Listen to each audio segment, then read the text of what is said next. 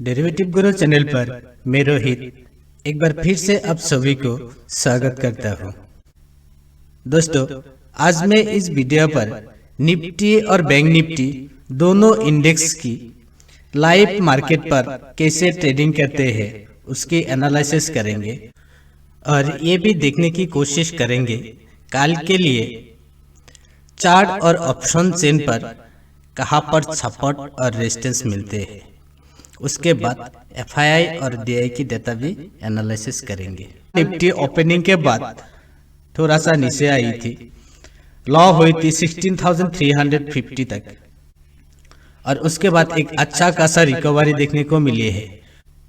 तो निफ्टी पर ये जो पहला लो मिली थी 16,350, इसके बाद धीरे धीरे ऊपर की तरफ आई है।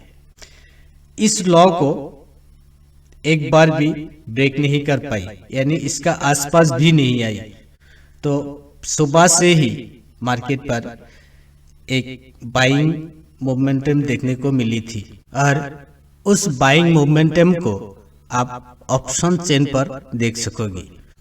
उस टाइम ऑप्शन चेन पर लॉन्ग पोजीशन हो रही थी, तो इसीलिए ऑप्शन चेन को देखना बेहद जरूरी है। मार्केट की सेंटीमेंट किस तरफ जा रही है, पहला इंडिकेटर चार्ट पर मिलते हैं, दूसरा इंडिकेटर्स ऑप्शन चेन पर भी मिलते हैं। अगर दोनों डायरेक्शन से ही हुआ तो उस वक्त ट्रेड जरूर ले सकते हैं। निफ्टी पर आपको पहला पोजीशन इसी बेस के अंदर लेना चाहिए था, यानी 16,350 से लेकर 16,400 के अंदर। यहाँ पर एक बेस हुई थी जहाँ दिखाई दे रही है कि धीरे धीरे मार्केट ऊपर की तरफ जा रही है। तो अगर आपका पोजीशन इस जगह पर हुई थी तो अच्छा खासा प्रॉफिट हुई है कल। और अगर यहाँ पर पोजीशन नहीं हुई तो दूसरा पोजीशन कहाँ होते थे। निफ्टी के लिए दूसरा पोजीशन का बड़ा कोई इंडिकेटर्स था नहीं। सेकेंड हाफ पर एक सपोर्ट हुई थी, 1, 2 और 3 बेस हुई थी जो 16,640 से 50 के अंदर। और ये जो दो सपोर्ट हुई थी, इस दोनों सपोर्ट को ब्रेक नहीं किया था थर्ड टाइम, और यहां से एक स्विंग देखने को मिली थी। तो ये था निफ्टी पर दूसरा एंट्री लेवल। लेकिन इतना गैप अप के बाद यहाँ पर एंट्री का एक सही लेवल होते नहीं है। अगर यहाँ पर एंट्री होते हैं तो स्ट्रॉन्ग स्टॉप लॉस के साथ छोटा क्वांटिटी लेकर यहाँ पर एंट्री होना चाहिए। तो देखते हैं कल के लिए कहाँ हमें सपोर्ट और रेजिस्टेंस मिलते हैं।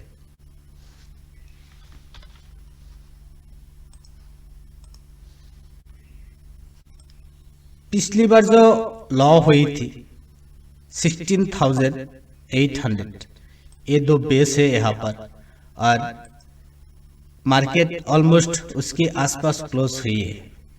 तो कल के लिए 16,800 के ऊपर 16,830 से 40, इसका ऊपर अच्छा खासा स्विंग ऊपर की तरफ देखने को मिल सकते हैं। और नीचे की तरफ वही बेस आएगा जो कल की लॉ है 16,350। तो नीचे की तरफ सपोर्ट 16,350 और ऊपर की तरफ रेजिस्टेंस 16,830। 16,800 को ब्रेक करने के बाद 17,100 तक जाने की पॉसिबिलिटी है। 16,800 की स्ट्राइक पर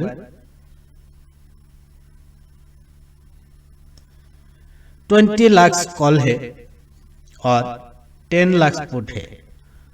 तो एक छोटा सा सपोर्ट जो ऊपर की तरफ है 16,800 पर है, लेकिन मार्केट उसी बेस के आसपास क्लोज हुई है और आज ग्लोबल मार्केट भी थोड़ा पॉजिटिव ट्रेडिंग हो रही है। तो अगर यूएस मार्केट यानी डाउ इंडेक्स पॉजिटिव क्लोज हुई तो हमें गैप अप ओपनिंग मिलेगा और उस गैप अप ओपनिंग पर अगर 16,800 को होल्ड करे तो 17,100 तक देखने को मिल सकते हैं और इसीलिए देखने को मिल सकते हैं कि 17,100 की स्ट्राइक पर 17 लाख कॉल है और ओनली 1 लाख पुट है और नीचे की तरफ 16,400 पर 22 लाख पुट है और 16,300 पर 19 लाख पुट है। तो नीचे जो सपोर्ट आएगा 16,300 से लेकर 16,400 के अंदर सपोर्ट मिलेगा। कल बैंक निफ्टी पर निफ्टी जैसा मोमेंटम नहीं था, लेकिन सपोर्ट लेवल बैंक निफ्टी पर वेरी सिंपल थी। ये जो सुबह में लॉ हुई थी फिर उसी लॉ के आसपास आई थी और यहाँ से स्विंग देखने को मिली थी।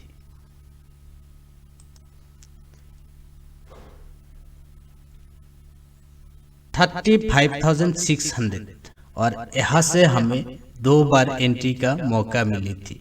यहाँ पर बेस हुई, बॉटम हुई, उसके बाद ही ऊपर की तरफ गई। तो बैंक निफ्टी पर कल सपोर्ट मिली थी लॉन्ग करने के लिए। फिर सेकेंड हाफ पर भी हमें एंट्री होने की एक मौका मिली थी जो 35,900 के आसपास। तो 2 बार ही बैंक निफ्टी पर अच्छा सा ट्रेड मिली थी। तो कल के लिए बैंक निफ्टी पर जो सपोर्ट आते हैं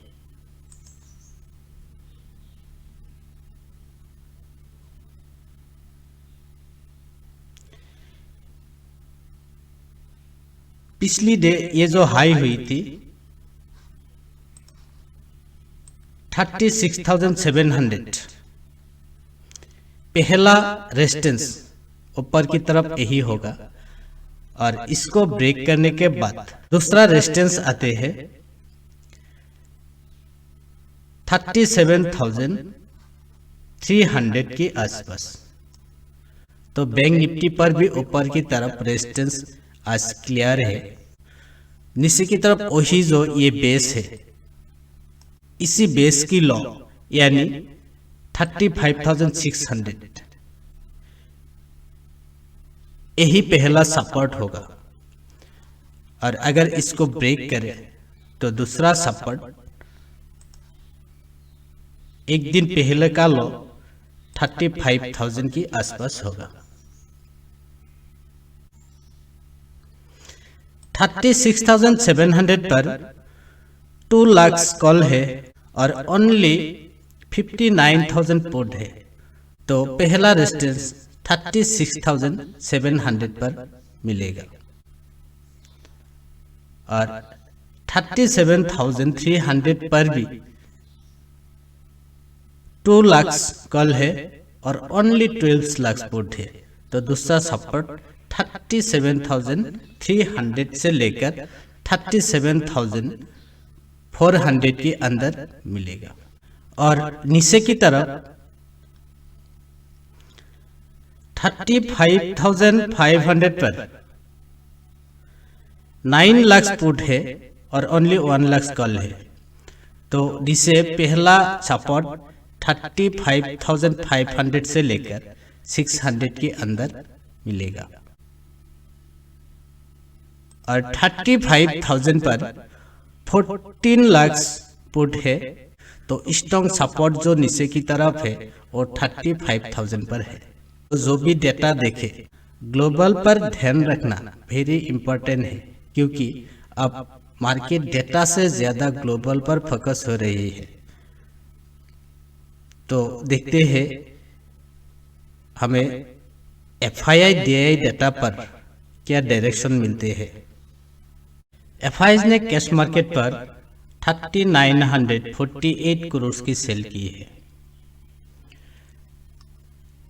इंडेक्स फ्यूचर पर भी 700 करोड़ की सेल की है, लेकिन उन्होंने स्टॉक फ्यूचर पर आज भी लॉन्ग की है।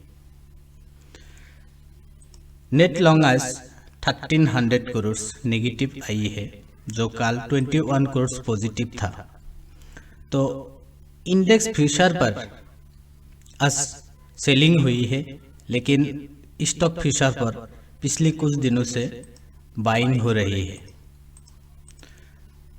और डीआईएस ने कैश मार्केट पर 42 करोड़ बाई की है, तो इसीलिए नेट लॉन्ग 194 करोड़ आज पॉजिटिव हुई है।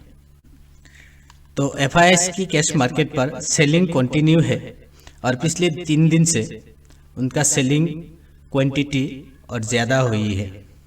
तो कैश मार्केट की डेटा बहुत ही नेगेटिव है, लेकिन थोड़ा सा राहत की बात यही है कि एफआईआईएस के सामने अब डीआईएस की बाइंग थोड़ा सा से ही पॉजिटिव हो रही है।